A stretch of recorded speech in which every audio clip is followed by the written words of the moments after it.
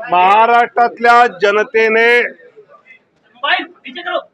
भाजप महायुतीला जो प्रचंड विजय दिला आहे त्याबद्दल तमाम महाराष्ट्रातल्या जनतेचे मी मनापासून आभार मानतो, धन्यवाद देतो।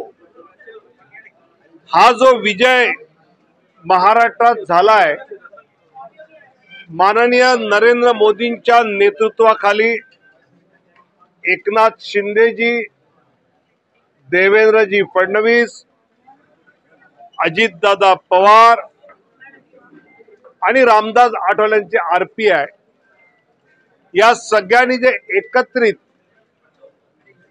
या राज्यात काम केलं आणि माझं तर स्पष्ट मत आहे की अप्रत्यक्ष लाभाचं राजकारण आणि प्रत्यक्ष लाभाचं राजकारण, इन्फ्रास्ट्रक्चर डेव्हलपमेंट, रस्ते, पाणी, वीज, वंदे भारत, मेट्रो म्हणजे अप्रत्यक्ष लाभाचं राजकारण आणि प्रत्यक्ष लाभाचं राजकारण म्हणजे लाडकी बहीण, शेतकरी सन्मान निधी, शून्य बिल, या दोन्हीचा बॅलन्स एकनाथजी शिंदे, देवेंद्रजी फडणवीस आणि अजितजी दादा या तिघांनी केल्यामुळे जनतेला यांच्यावर विश्वास बसला।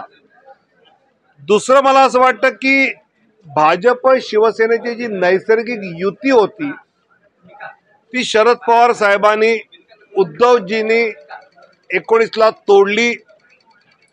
त्याचा एक वेगळा राग विशेषतः माननीय बाळासाहेबांच्या मतदारांच्या मनात होता।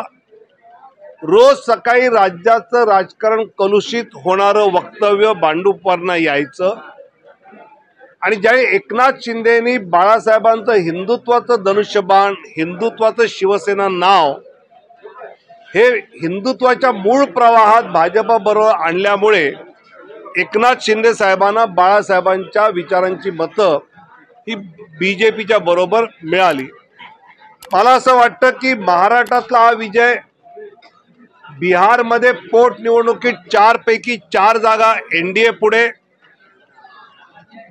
उत्तर प्रदेशमध्ये 9 पैकी 6 जागा भाजप पुढे आणि तसंच राजस्थानमध्ये 4 जागांवर भाजप पुढे।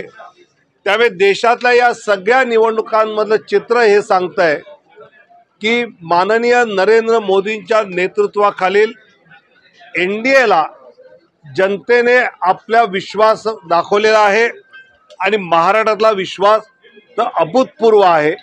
तुमचा पुढचा प्रश्न असणार मुख्यमंत्री पदाचं काय, तर एकनाथ शिंदेजी, देवेंद्र फडणवीस, अजितदादा पवार आणि भाजपचं केंद्रीय नेतृत्व याबाबतचा निर्णय घेईल।